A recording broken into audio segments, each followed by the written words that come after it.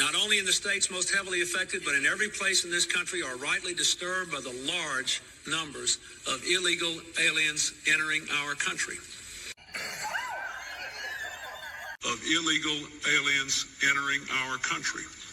The jobs they hold might otherwise be held by citizens or legal immigrants. The public service they use impose burdens on our taxpayers. That's why our administration has moved aggressively to secure our borders more, by hiring a record number of new border guards, by deporting twice as many criminal aliens as ever before, by cracking down on illegal hiring, by barring welfare benefits to illegal aliens. In the budget I will present to you, we will try to do more to speed the deportation of illegal aliens who are arrested for crimes, to better identify illegal aliens in the workplace, as recommended by the commission headed by former Congresswoman Barbara Jordan. I'll be damned. We are a nation of immigrants, but we are also a nation of laws. It is wrong and ultimately self-defeating for a nation of immigrants to permit the kind of abuse of our immigration laws we have seen in recent years, and we must do more to stop it. How dare you? A nation of immigrants to permit the kind of abuse of our immigration laws we have seen in recent years. Isn't it crazy how Democrats used to make sense in the 1995? 1995 was the year before I was actually born. And this is when the Democratic Party used to stand for America in some way, even if you thought it was misguided, even if you thought that their policy that they're pushing wasn't effective. This is a Democrat who cared about Americans, their labor unions, right? Still in the benefits of Americans. But then what caused the Democratic Party to change? I argue, and many agree with this argument, is that the Democrats realize the political gain they can get from importing voters, aka illegal immigrants. They're playing the long game here, right? They want mass amnesty. They realize they can use this to cause conflicts with Hispanic voters in the 1990s. In the 2000s, that's when they really started shifting to being pro-immigration. They start realizing they're getting a lot of donations from these wealthy mega corporation donors that want illegal immigrants for the same reasons that Bill Clinton claimed in that video in the intro you just saw today. And what made me want to bring up that video is because some people need to have an understanding about history. That, hey, how did the Democrats make such a shift? And this is a Democrats' America. Because for the longest time, Trump's been warning about how America has been put last. And he wants to put America first. Bill Clinton said in the 1995s, oh, well, it was nuanced, Kenny. It was for the times. But we're facing the largest amount of immigration we've seen in decades by Joe Biden's administration. The reason why a majority of voters agree with mass deportation is because a lot of the problems that Bill Clinton highlighted in the intro, many people are facing here. Americans are being displaced in Chicago, Philadelphia, or these black areas, minority-run areas. They're experiencing higher rates of crime. How many news stories do we need to see of women getting raped by illegals, illegals squatting in people's houses, illegals disrespecting the laws of this country because they have no respect for this country in the first place because we allowed them to break our laws with no consequence. And we're surprised how they mistreat our system. What's bringing up this video is the fact that homeless people in Los Angeles will get a free apartment that is valued at $600,000 per unit, totaling $162 million, all at America's expense, all on the taxpayers' dime. This is America last, Americans, my fellow Americans. This is what happens when a party thinks about themselves over the country. They're looting the country. This is a kleptocracy. I just learned that word today, a kleptocracy, where politicians merely use the state as a means to extract resources for their own gain. That is the Democratic Party. And Donald Trump may not be perfect, but he's sure as hell a lot better than what we have currently in Biden. Because Biden represents a globalist agenda. Only a globalist can withstand saying, hey, yeah, use all of Americans' resources. America's paying for all of this, and they get no benefits from this. Let's take a look at this clip articulating or highlighting this news story. Let's take a look. City celebrated the grand opening of a luxury high-rise building that will serve as a homeless shelter. Each unit, just a mere 600 grand. The entire building, just 165 million. The best part, it was all funded by LA taxpayers. Fox News correspondent Christina Coleman with more. Christina. Hi, Jesse. Today was the grand opening of a high-rise building in downtown L.A. that will offer subsidized housing to some of the people living homeless on Skid Row.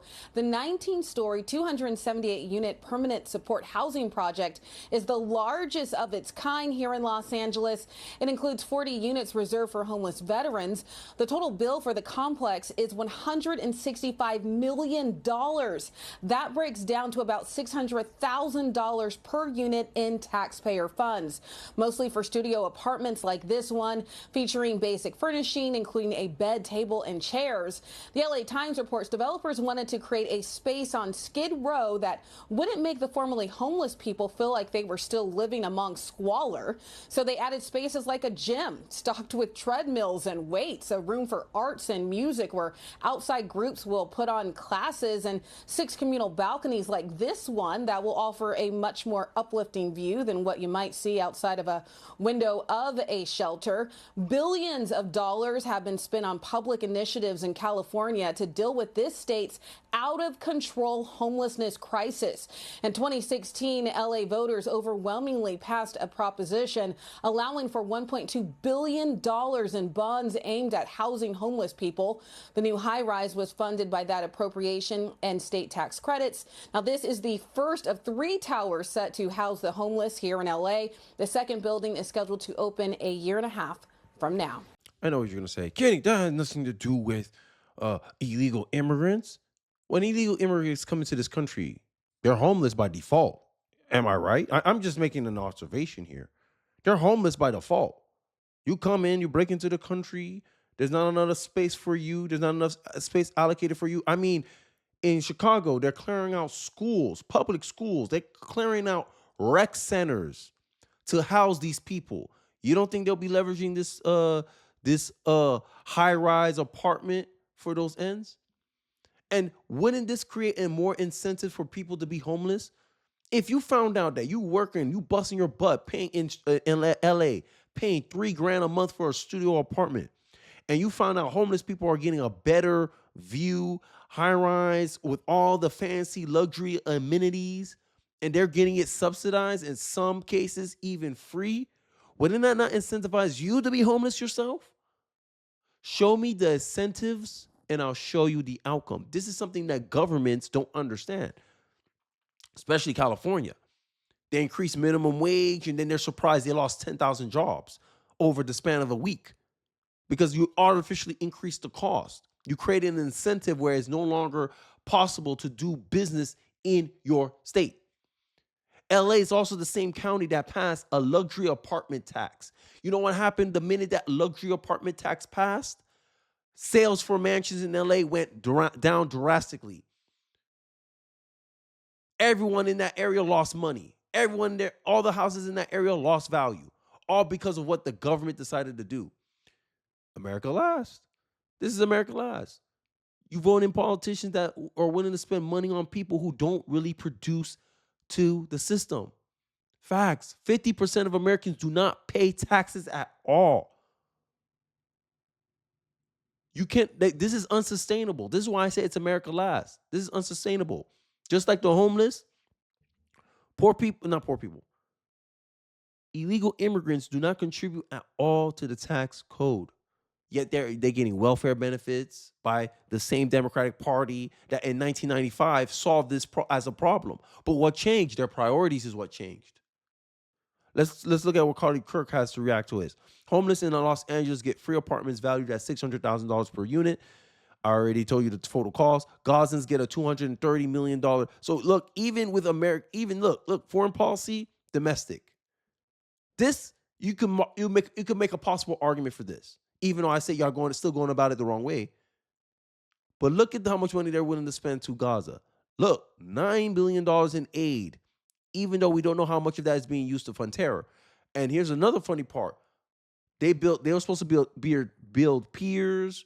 We're funding foreign countries' pension plans. Newly arrived illegals get debit cards with cash, free housing in hotels, flights to anywhere, free legal advice to game our asylum laws. Asylum isn't a right. That is the conservative perspective on immigration. If you're a liberal, you're a Democrat, you believe asylum is a right. If you're conservative or you're more in the middle, you believe asylum is not a right. Just like in 1995, the Democrats agreed with. Ukraine gets their pensions paid for and $170 billion in aid and Montanations. Everywhere Americans look, deadbeats, foreigners, criminals are gaming the system, breaking the rules, and ripping off taxpayers while those same taxpayers can't afford eggs, gas, and rent. America and its citizens must be put first, or eventually people will just opt out of the entire system. Taxation without representation. How you're taxing people who are contributing into the system, but all these benefits, all these programs that you're pushing out do not benefit the very same people you're taxing. Make that make sense. I have a quote from Thomas Sowell that he's a spark of wisdom in these dark times. No society ever thrived because it had a large and growing class of parasites living off of those who produce. Sorry, harsh words, but they're true. Many Americans need to hear this. A part of me thinks, and this is something, if I was president for a day, this is one policy change I would make. This is how a conservative will go about reforming welfare. If you are a welfare recipient, if you're on food stamps and all that stuff, if you're on, how can I say this? If you're on unemployment, you temporarily lose your right to vote while you're on those programs. That'll create an incentive where politicians stop trying to bribe people to vote for them. Because I know I'm from the black community. Y'all can't lie to me in my face. Democrats love to fearmonger to black women about how they're going to lose their welfare if Republicans get into office. Oh, they're going to cut funding. They're going to cut funding for welfare if you put Republicans. This is due to why black women are so loyal to the Democratic Party, because disproportionately they are on welfare. You're 13% of the population, but you make up 23% of welfare recipients. You're overrepresented. But you don't claim that as racism. You don't claim that as disproportional outcomes because you benefit from it, black woman. This is a big problem.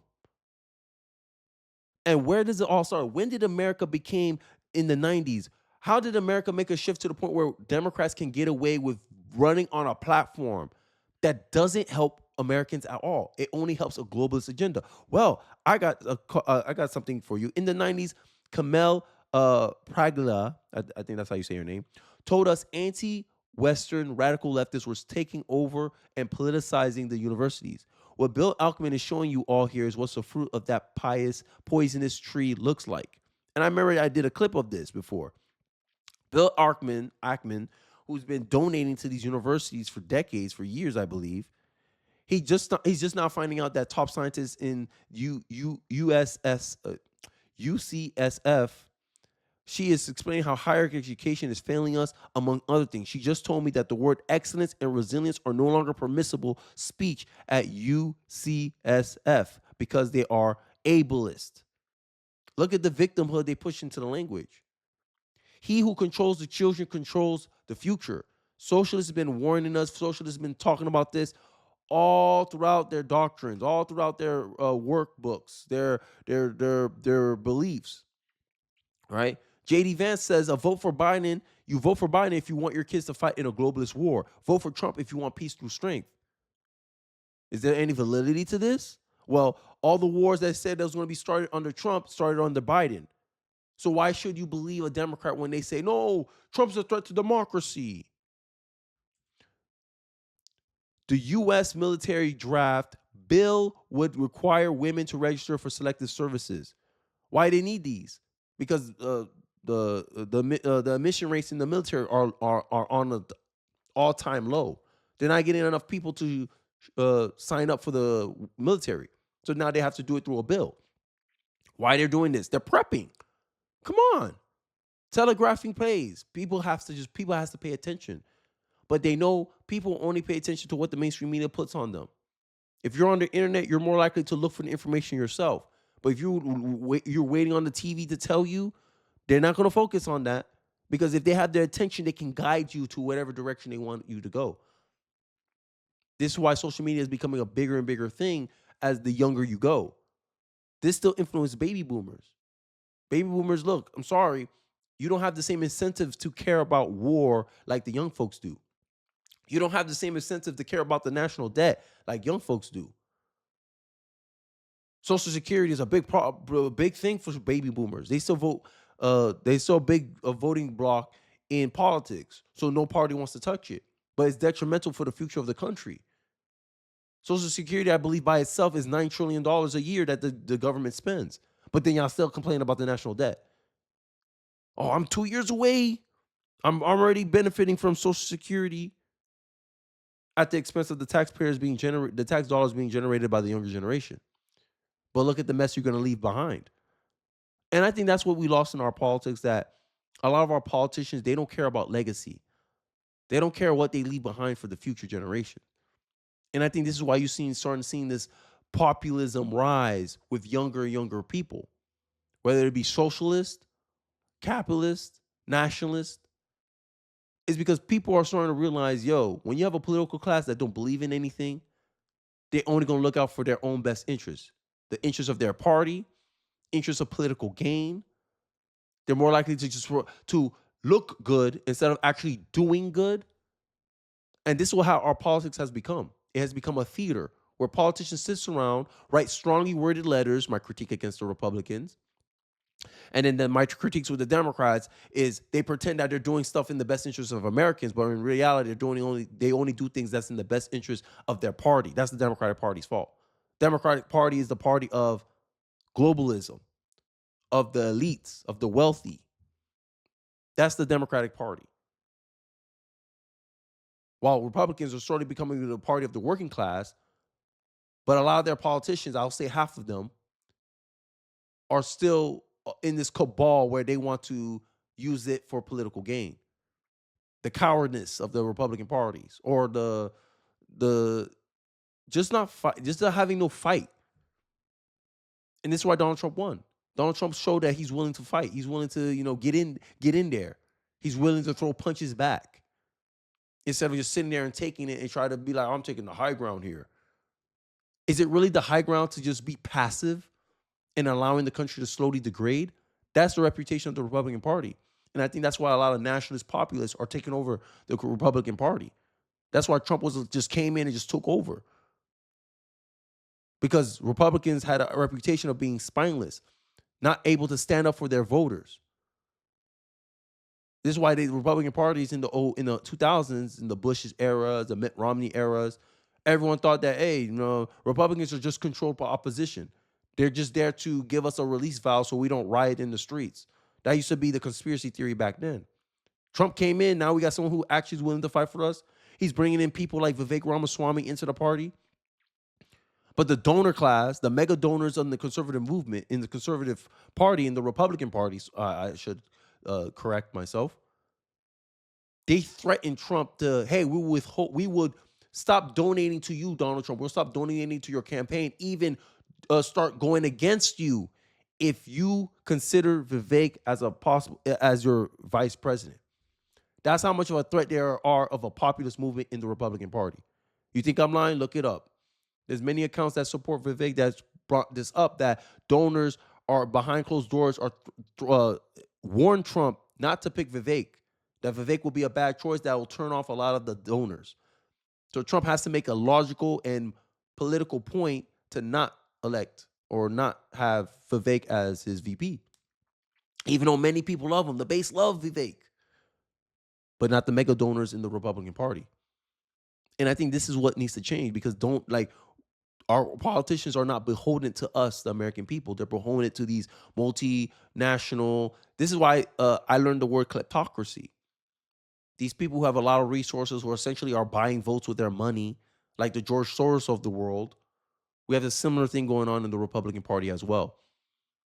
I just guess conservative voters are more willing to talk against it than Democrat voters are. But, I digress. I'd like to hear your thoughts in the comment section below. What do you guys thoughts on my, I guess, monologue on the whole America Last agenda that seems to be sweeping the Democratic Party, which sweeps half of the Republican Party.